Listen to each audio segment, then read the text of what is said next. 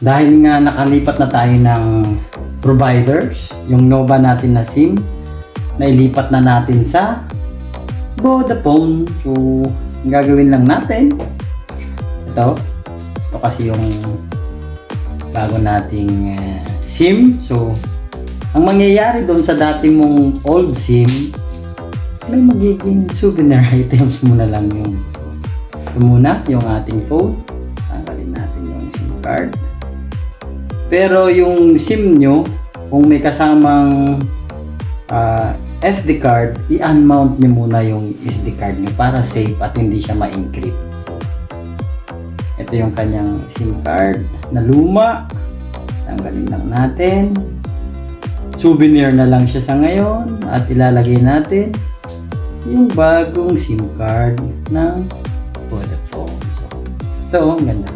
Ayan. Vodafone. Unlimited internet for 1 month. Every month, babayaran lang namin ay €16.59. So, yan. Iyaano mo lang yung pattern. Ganyan. Tapos balik natin sa SIM card.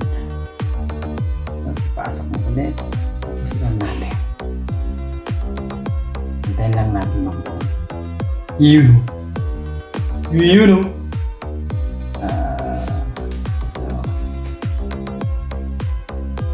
At saka, pag gusto nyong palitan yung kanyang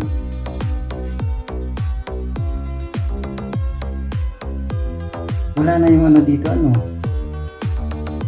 Pag na, ano? Ito na lang siya. Yung PUK niya. Scratch nyo lang dito. Kahit mag-attend kayo ng ilang beses dyan sa SIM card. Tapos, ano naman yan?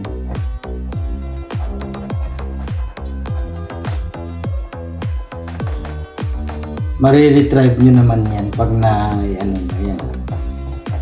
Medyo linisin nyo lang yung PUK saka yung pin. So, si reeled me matagal. So, antayin lang natin ng kaunti habang pinabasa niya ang mga system yan. Xiaomi HyperOS.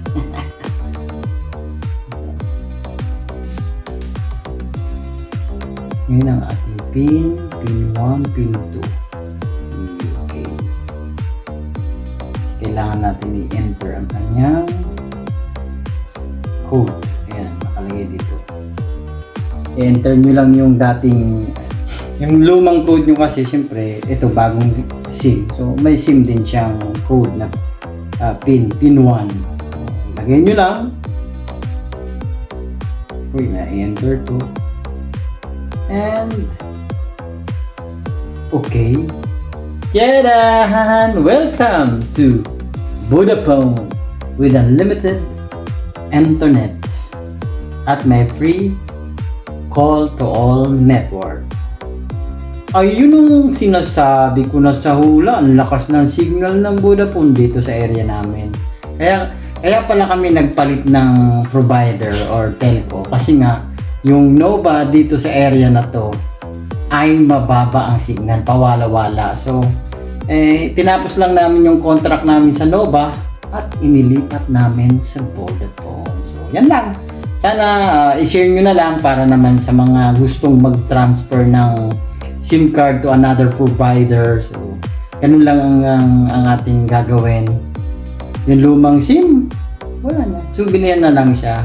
Hanggang dyan na lang. So, sa mga hindi pa nakapag-follow sa akin at lagi namang nanonood, pwede namang i-share nyo na lang ang video ito at paki-like na din lang. Salamat! Bye!